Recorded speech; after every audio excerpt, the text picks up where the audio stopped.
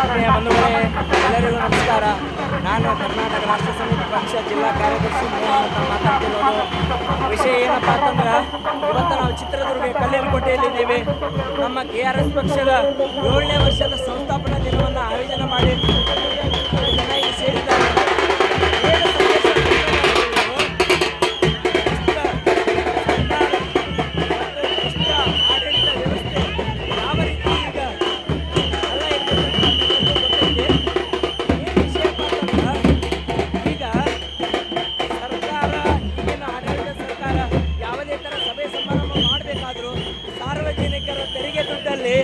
ಜನರನ್ನ ಮೋಸ ಮಾಡಿ ವಂಚನೆ ಮಾಡಿ ಅವರ ತೆರಿಗೆ ದುಡ್ಡಲ್ಲಿ ಈ ಥರ ಸಭೆ ಸಮಾರಂಭಗಳನ್ನ ಮಾಡುತ್ತೆ.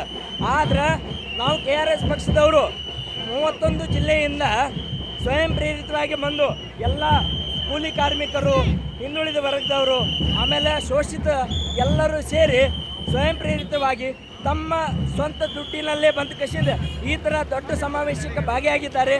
ಹಾಗಾಗಿ ತಾವೆಲ್ಲರೂ ರಾಜ್ಯದಲ್ಲಿ ಯಾರೆಲ್ಲ ಇದ್ದೀರಿ, ಪ್ರಜ್ಞಾವಂತ ನಾಗರಿಕರು ಹಾಗೂ ನೀವೇನು ಸರ್ಕಾರ ಹಳ್ಳ ಹಿಡಿದೈತಿ, ಸರ್ಕಾರಿ ವ್ಯವಸ್ಥೆ ಹಳ್ಳ ಹಿಡಿದೈತಿ ಯಾರೆಲ್ಲ ಅಂತೀರಿ, ಅವರಿಗೆಲ್ಲ ನಾನು ಸ್ಪಷ್ಟವಾಗಿ ಒಂದು ಮಾತನ್ನು ಹೇಳ್ತಾ ಇದ್ದೀನಿ.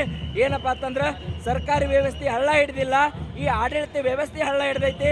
ಈ ಆಡಳಿತ ವ್ಯವಸ್ಥೆಯನ್ನು ನಾವು ಬದಲಾವಣೆ ಮಾಡಬೇಕಾದ್ರೆ ಇಂಥ ಒಂದು KRS ಪಕ್ಷವನ್ನು ಬೆಂಬಲಿಸಿ ನಾವೆಲ್ಲರೂ ಇಂತಹ ಒಂದು KRS ಪಕ್ಷವನ್ನು ಆಡಳಿತ ತಂದದೇ ಆದಲ್ಲಿ ನಮ್ಮ ಒಂದು ರಾಜ್ಯ ಯಾವ ಥರ ಐತೆ, ಸುಸಜ್ಜಿತವಾಗಿದೆ. ರಾಮರಾಜ್ಯ ಅಂತ ಹೇಳ್ತೀರಿ, ಅದು ನಿಜವಾದ ರಾಮರಾಜ್ಯ ಅಲ್ಲ.